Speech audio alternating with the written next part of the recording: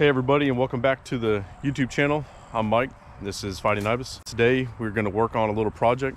If you remember in our last video, we built the hog feeder trough that we put in with our two brand new pigs. And today we're going to be doing a little bit more work on it and making a little modifications.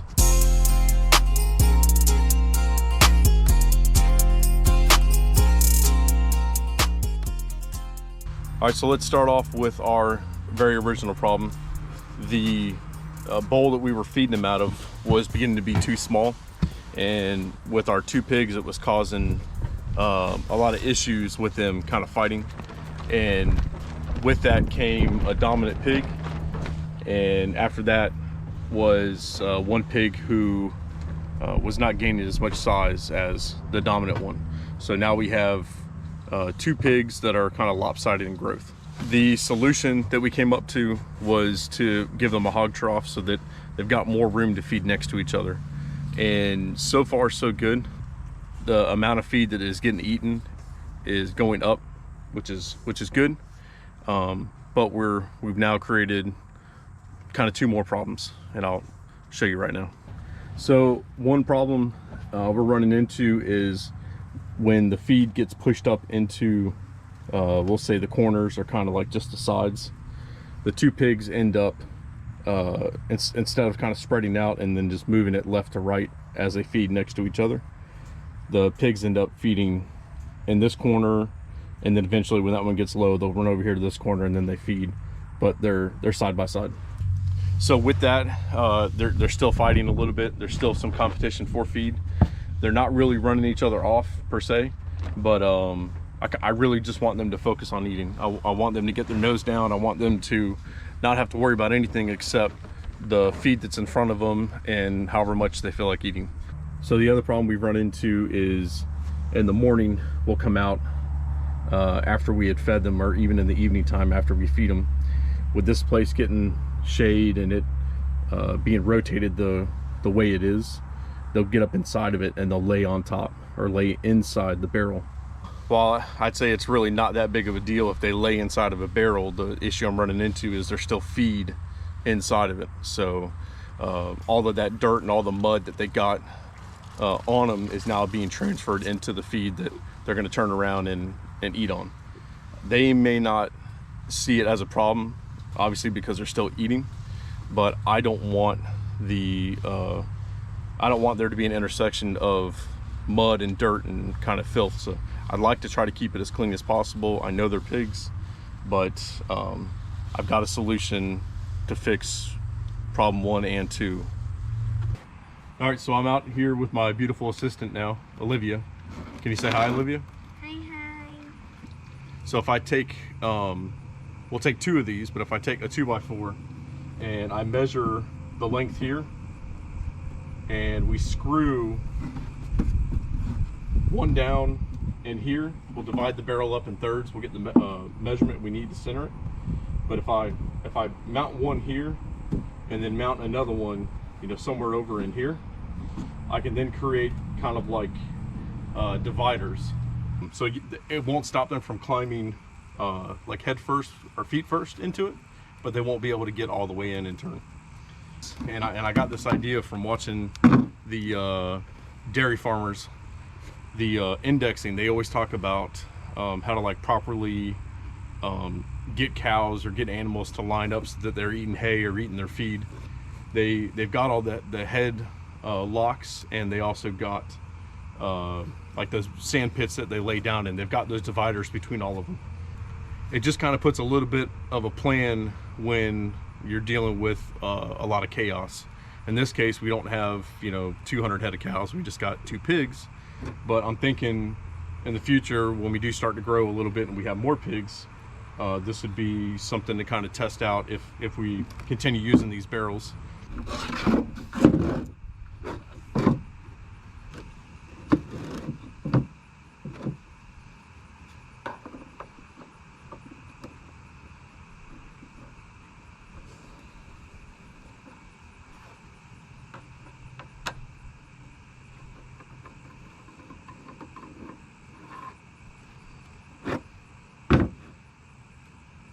So you would think with all the tools a man would collect, by the time he gets into a position like this, that a jigsaw would be something he'd have.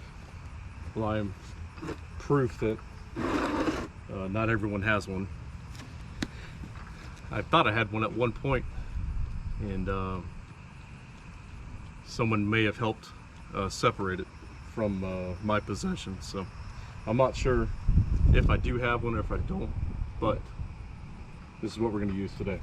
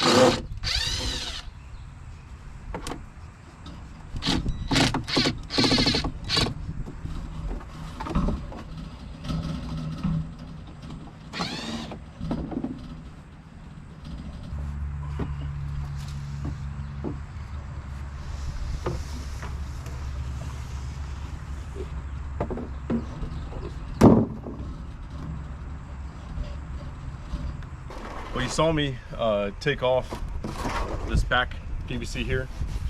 The original idea, if you haven't seen the video that predates this one, we were trying to kind of maybe just keep it on the ground like this, and the back PVC pipe was gonna lock it into this, I don't know, angle. But that didn't really seem to work out. The lip here on the front was just a little too high for him. So I ended up putting it up against the house and turning it up and then screwing it into the house. The PVC pipe pushed it too far off the wall, and what we're going to do is remove this pipe and then just put the barrel itself directly up to the wood. We'll come back here and reattach it to the planks and probably maybe try to get a little bit higher area to screw into. All right, so before we go any further into this video, I just want to take a second and thank everyone that has subscribed to the channel and has been religiously following along, whether it be family or coworkers or just maybe people we've met along the way online. Really do appreciate it, and the girls really like it. They're just as invested into this whole venture. They're invested as much as we are also. So they may not always be around when we're filming, or they may not always be a part of it. Like Olivia had to run off and do dinner because I'm doing this after work today. But anyways, we really do appreciate it, and just wanted to take a second and say thank you. So the more likes, the more subscribes, the more comments that we get down at the bottom, it really does mean a lot on the analytics side. So you know, the one thing I would ask, if you really want to help us out, we're not asking for any money or anything like that, just hit that little red button, and it would really mean a lot to us. All right, so if we want to figure out where our wooden dividers are going to go, I'm going to take the overall dimension of this, and then I'm going to divide it up into 3. So that'll give us a cell divider, and then another cell. So I've already measured it, and I've got roughly 32 inches. So we're going to put our blocks at 10 and like 11/16. Doesn't have to be an exact thing, but that's just what I'm going to go with.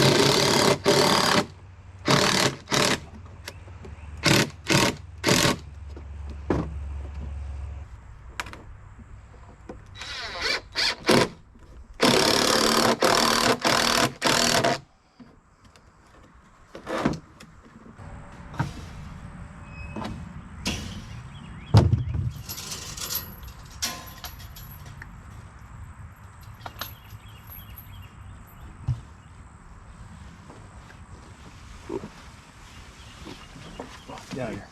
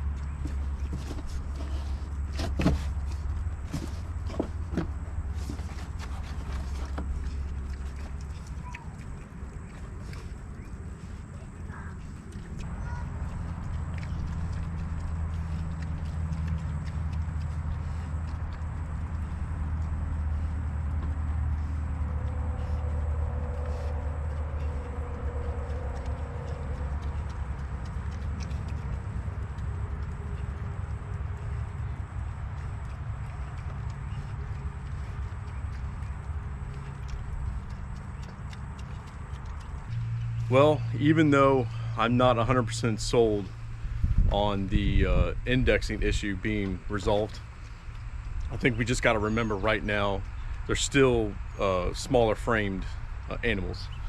They will develop into much larger pigs, and they're not going to be able to get head to head inside one of those areas. So we'll call it 50-50, and we'll pick up the other 50% in the future. But for the most part, I'm looking at them right now as I'm ending this video, and they're indexed perfectly. Heads are down into it. There's no feet inside the barrel. They're both eating side by side, but not causing a conflict to each other.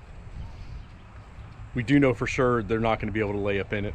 Our little brown one has tried her best to try to get up inside there and get around that block of wood to get to where the red one is, and she ended up backing out and then going around and realizing that it's going to be the same issue on the that opposite side.